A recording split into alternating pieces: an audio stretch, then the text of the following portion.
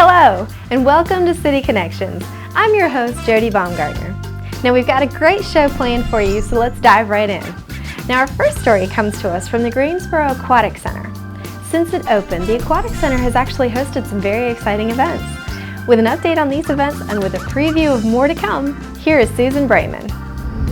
We have just completed our 28th Meet Here event, including diving, synchronized swimming, and swimming meet competition, and we're looking forward to hosting what will be our largest to date with the YMCA Short Course National Championships coming up, and later in the month with the Masters Nationals, where we're going to have over 1,800 swimmers.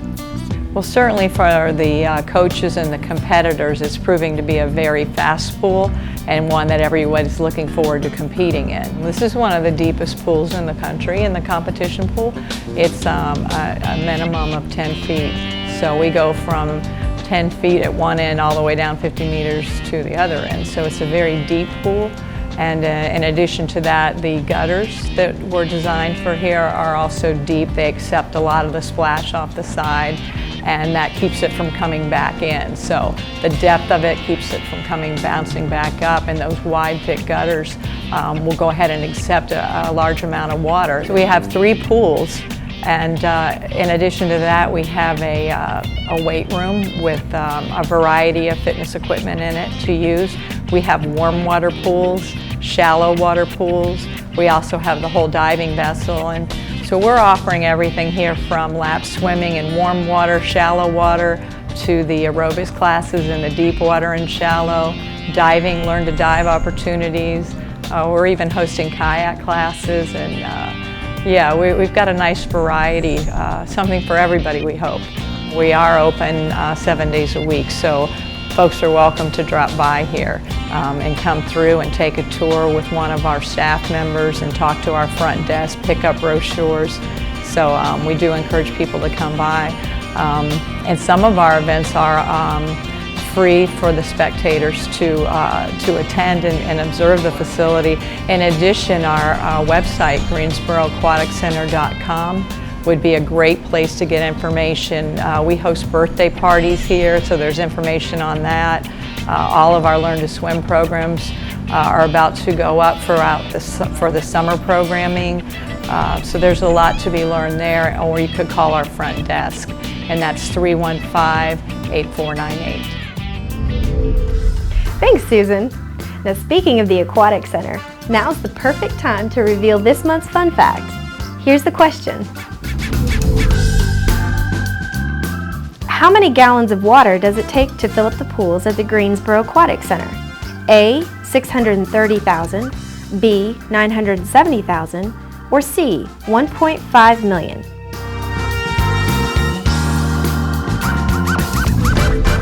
Take a guess and stay tuned. We'll let you know the answer later in the show.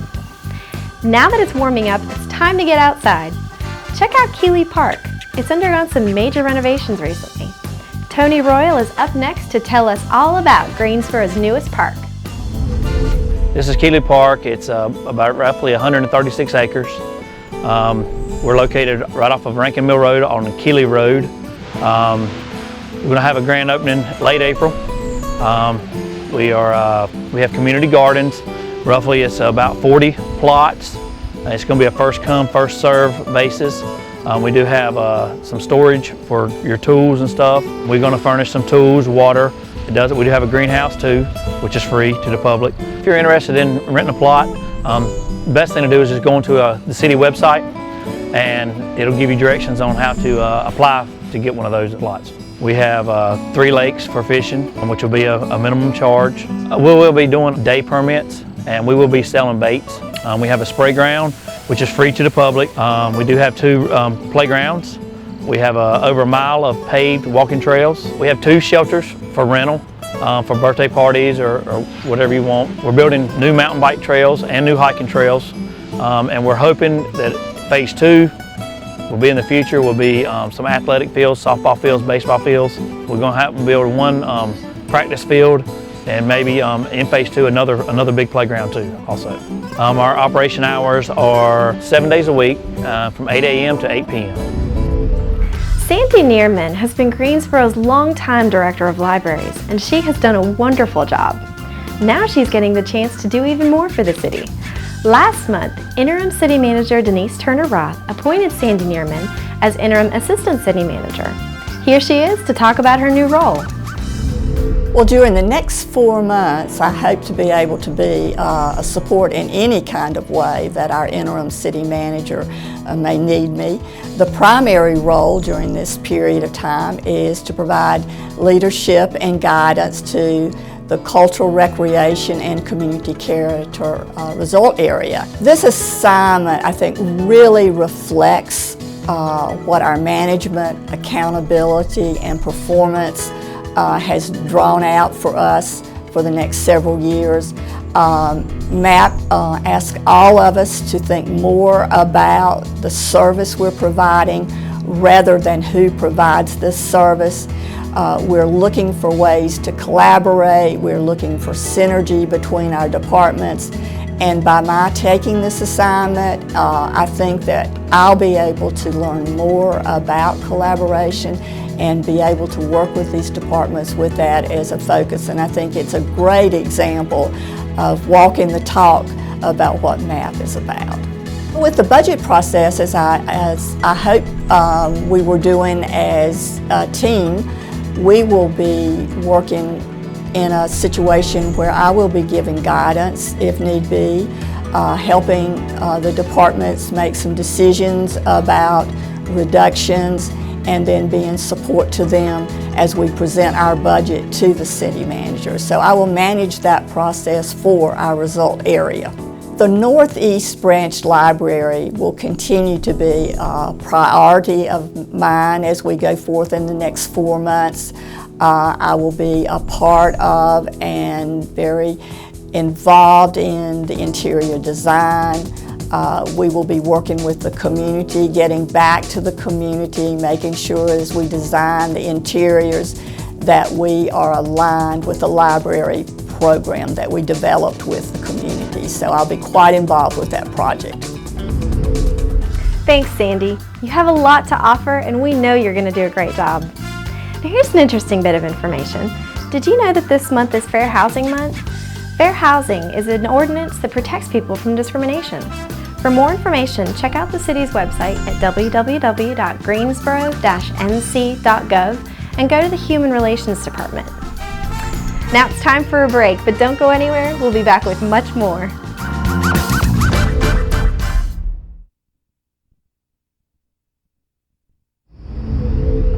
Welcome back. Now the city is always looking for new ways to save energy, and the latest way to do that is through the Sustainability Challenge. To explain the Sustainability Challenge, here is Steve Randall. Sustainability means a lot of different things to different people, and the city has had a fairly long history of trying to be sustainable in general. What we're trying to do here is increase an educational kind of component to it, what the city wants people to focus on, to give it a little more direction. And the challenge part is to try to inspire maybe even a little competition between different departments to really step up and get everybody on board. And this is one that's more at the individual scope at first, trying to get employees within their own workspace to do the things that they can do. The kids came from Sedgefield Elementary School, and that particular school with their program won state and national awards last year with a program that we helped to sponsor. And so we want to bring them here to the city to talk about what they did and their successes and try to help inspire us, because it's always sometimes easier to hear these sorts of things from a kid. The city's focusing on some of the things that are energy-based or things like that, where we can save money and do multiple things, like we help improve the environment and save money at the same time. That's a win-win. So we want to definitely capture all of those things that we can.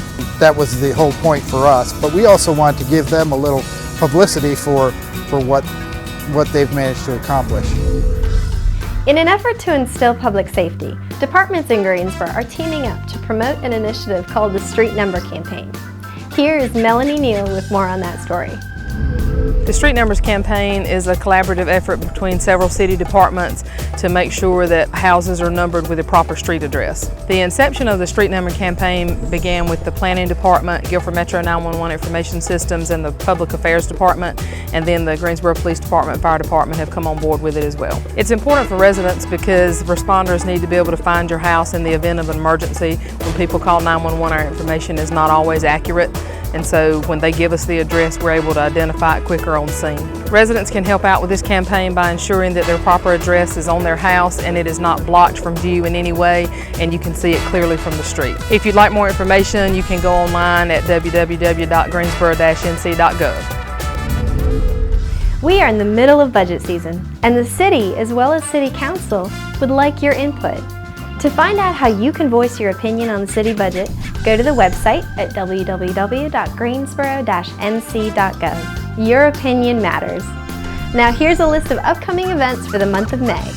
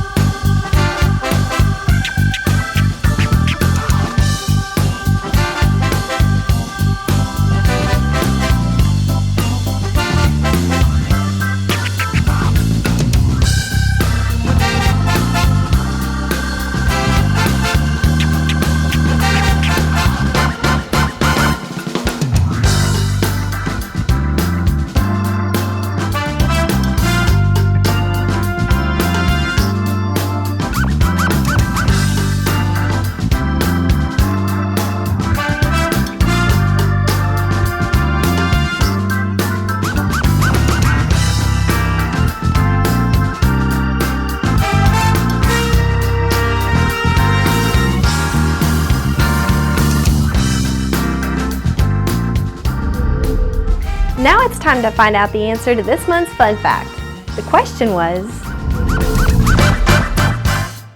how many gallons of water does it take to fill up the pools at the Greensboro Aquatic Center? The answer is C. The Aquatic Center has 3 Olympic-style pools to fill and maintain. To find out more information about the Aquatic Center, visit www.greensboroaquaticcenter.com.